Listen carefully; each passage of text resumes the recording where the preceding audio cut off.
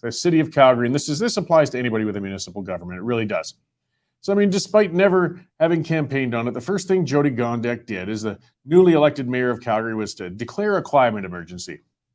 Her declaration was received with all the approval of a fart at a funeral. Undeterred, Gondek continued with her climate crusade and managed to get the Calgary Event Centre project cancelled within her first month as mayor due to rising costs, not the least of which were new climate change measures being applied to the project unexpectedly by the city. With all these efforts, Gondek managed to win the dubious honor of being the least popular newly elected Calgarian mayor in living memory, as her approval numbers plummeted to 38% within months of being elected. There is an emergency in Calgary, and citizens want it addressed. That emergency has nothing to do with the climate, however. I mean, over the course of the pandemic, Calgary's downtown has deteriorated into something akin to a dystopian scene from a movie.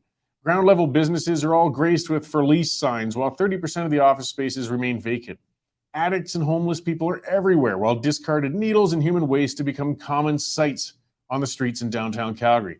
People don't feel safe downtown in response. Calgary constantly attacks their police force, though, with threats of defunding and demoralizing them with the ordered removal of a patch that commemorated fallen officers. It's not going to make us any safer, guys. Calgary's transit service is still at only 60% of the use it was at prior to the pandemic. The reason, again, for this is clear. Addicts are passed out in bus shelters. The only thing that drowns out the smell of piss on trains is the wafts of meth smoke as it's openly consumed on the cars. People have been randomly attacked on train platforms, and the city closed a number of expensive train stations rather than deal with the addicts who had set up camp within them. The city's latest effort to get people to use transit is an initiative to cut fares in half for a couple of months.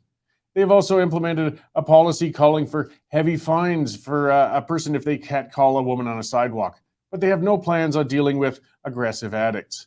Even if transit was free, people aren't going to ride it if they don't feel safe. But these cloistered, naive city councillors will never understand this as they drive and park in their secure indoor parkade.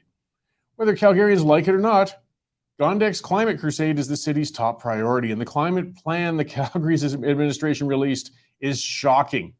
Calgary's climate change plan is set to come in at a cost of $87 billion over the next few decades. It's not a typo, it's not misreading. $87 billion in one city. With fewer than 1 million people of tax-paying status in the city, that amounts to over $87,000 per taxpayer, or about $3,100 a year.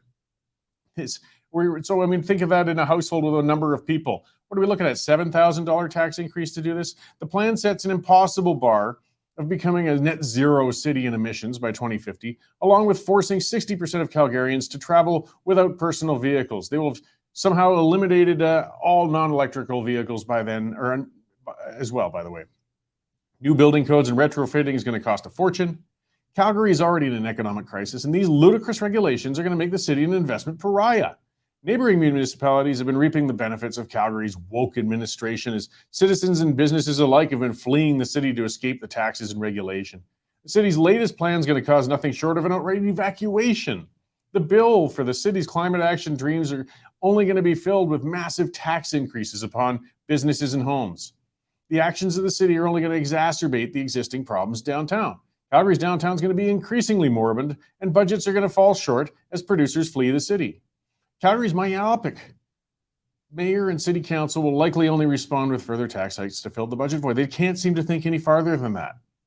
This city, the once and great thriving city of Calgary, is on the path of becoming another Detroit, or maybe San Francisco, where one has to avoid stepping in human excrement while trying to navigate through the endless tent cities. Calgary is far from alone in this. Many municipalities have allowed their governance to be taken over by delusional woke politicians, and we're all paying a hard price for it. And in the end, the responsibility still falls on the voters. If we keep refusing to pay attention to who's running for office, it's inevitable that a gang of clowns is going to rise to the top, as they have in Calgary. We keep our eyes too focused on federal and provincial politics at times and forget who's controlling our lives locally. For that electoral error, Calgary and many other cities are on the road to economic ruin, and it won't do a damn thing to help the environment. So pay attention, folks. It's only going to get worse.